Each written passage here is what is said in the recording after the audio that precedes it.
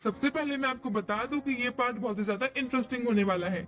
तो पिछले पार्ट में हमने देखा था कि चेन बाकी सबके साथ कुनलुन माउंटेन पर पहुंच चुका था। अब वहां पहुंचने के बाद उन्हें एक आदमी मिलता है जिसका नाम वेंग था और वो आदमी बड़ा ही घमंडी था और वो उन्हें अंदर जाके मास्टर से नहीं मिलने दे रहा था और उनकी बेइज्जती कर रहा था। फिर ताई बाई ने उसे समझाने की बहुत कोशिश की पर वो नहीं मानता और अब वो सब पर अटैक करने लगा था। फिर चेन उसे लास्ट वार्निंग देता है कि अगर तुम अभी भी नहीं रुके तो जो होने वाला है उसका इल्जाम मुझ पर मत लगाना। और अब इस पार्ट को स्टार्ट करने से पहले आपसे एक छोटी सी रिक्वेस्ट है कि आप इस वीडियो को बिल्कुल एंड तक देखना जिससे आपको ये पार्ट समझ में आ सके।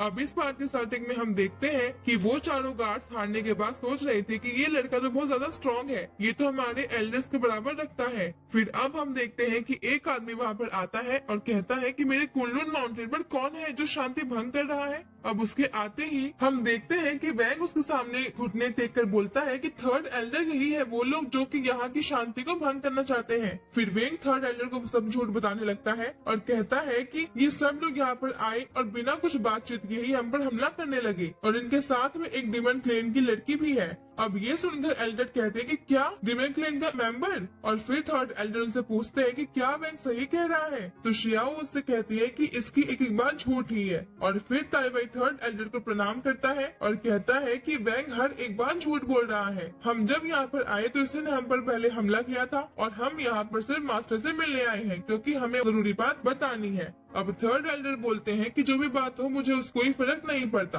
और हेड मास्टर अभी भी तुमसे नहीं मिल सकती क्योंकि अभी वो कल्टीवेशन में बिजी है। इतना कहने के बाद वो जाने लगते हैं, लेकिन तभी ताई बाई उससे कहता है कि एक बार इनसे मिल तो लीजिए, ये बहुत दूर से मास्टर से मिलने आए हैं। और फिर वो थर्ड एल्डर को चेन के बारे में बताने ही वाला होता है, लेकिन इतने में थर्ड एल्डर उसे रोक देते हैं और कहते हैं कि मुझे नहीं सुनना कि ये कौन है, अब मास्टर इनसे अभी नहीं मिल सकते, इसलिए अब हम कुछ नहीं कर सकते, बाद में आना उनसे मिलने के लिए। और वो इतना कहकर फिर से जाने लगते हैं। अब इस बार चेन उन्हें रोकता है और कहता है कि हम बहुत दूर से आए हैं और हमें मास्टर से मिलना जरूरी है और अगर आप ये बात जानते हुए भी हमें उनसे नहीं मिलने दे रहे हैं तो अब अर्थ के साथ जो भी होगा वो आपको ही झेलना होगा। अब ताई बाई चेन को समझाने की कोशिश करता है और चेन से कहता है कि उनसे इस तरह बात मत करो, शायद वो सही कह रहे हो, मास्टर शायद सच में बिजी हो और हम मास्टर को बीच में डिस्टर्ब भी नहीं कर सकते। और फिर चेन बात समझ जाता है और वो सब वहाँ से जाने लगते हैं। अब थर्ड एल्डर भी जाने लगे थे, इसलिए वेंग आकर उन्हें रोकता है और कहता है कि हमें उन्हें रोकना चाहिए क्योंकि इनके साथ में एक डिमन क्लेन की लड़की भी है और अगर हमें उसे जिंदा पकड़ लेते हैं तो सोचिए कि मास्टर के सामने हमारी कितनी रिस्पेक्ट होगी। और अब ये सब सुनकर थर्ड एल्डर रुक जाते हैं और चेन और बाकी सबसे कहते हैं कि तुम लोग यहाँ पर आए और तुम लोगों में इतनी बदतमीजी से बात की और तुम्हारे साथ में एक डिमन क्लेन मेंबर भी है और तुम उसे ऐसे ही यहाँ से नहीं ले जा सकते हो क्योंकि हमें नहीं पता कि आखिर तुम्हारा प्लान क्या है। और फिर इतना कहने के बाद थर्ड एल्डर अपनी पावर्स के साथ शैडो गर्ल की तरफ अटैक करने के लिए बढ़ते हैं और फिर शैडो गर्ल भी उनके ऊपर हमला करती है। अब दोनों एक दूसरे पर हमला कर रहे थे और हम देखते हैं कि शैडो गर्ल अपने अटैक से उसको पीछे फेंक देती है। और फिर थर्ड एल्डर कहते हैं कि तुम हिवनली लेवल इमॉर्टल की लिस्ट में पहुंच चुकी हो, लेकिन फिर भी तुम इतनी पावर के साथ मुझे नहीं हरा सकती।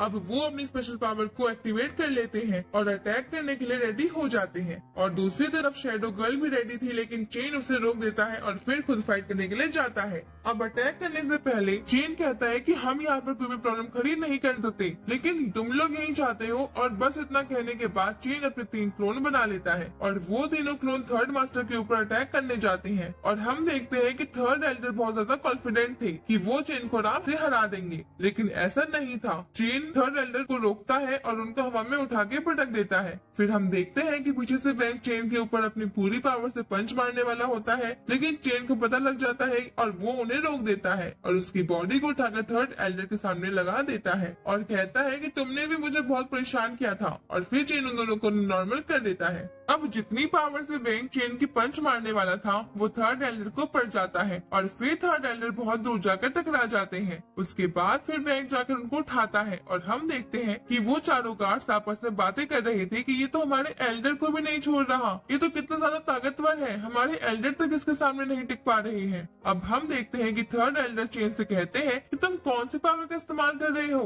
तो चेन उनसे कहता है कि तुम मुझसे बात करने के लायक नहीं हो, लेकिन तभी भी हमें आसमान से आवाज आती है कि तुम्हें पता नहीं है क्या, स्पेस गॉड यहाँ पर आया है। फिर हम देखते हैं कि ये आवाज कुन-लून माउंटेन और उस सेक्ट के हेड की थी। अब वो नीचे आने के बाद चेन से माफी मांगते हैं और फिर चेन उनसे पूछता है कि क्या आपके यहाँ मेहमान का स्वागत इस तरीके से होता है। अब हेड फिर से माफी मांगते हैं और चेन कहता है कि आप शायद यहाँ के हेड होंगे। अब हेड कहते हैं कि हाँ, तुमने बिल्कुल सही पहचाना। वैसे मैं तुम्हें एक बात बता दूं, मैं तुम्हारा बहुत टाइम से यहाँ पर इंतजार कर रहा था। अब चेन ये सुनकर उनसे कहता है कि क्या आप मेरा इंतजार कर रहे थे? क्या आपको मेरे आने का पता था? कहीं आपको ये बात लाइजू ने तो नहीं बताई? तो फिर हेड कहते हैं कि हाँ, मुझे ये बात लाइजू ने ही बताई थी। अब चेन उनको प्रणाम करता है और कहता है कि मेरा प्रणाम स्वीकार करो। और फिर हेड कहते हैं कि तुम्हारा कुन-लून माउंटेन में स्वागत है, स्पेस गॉड। और इसी के साथ हमारा ये पार्ट यहीं पे खत्म हो जाता है। अगर आपको ये वीडियो अच्छा लगा हो तो इस वीडियो को शेयर और लाइक जरूर कर देना। और अगर आपने ये वीडियो को यहाँ तक देखा है तो आपका बहुत बहुत थैंक यू।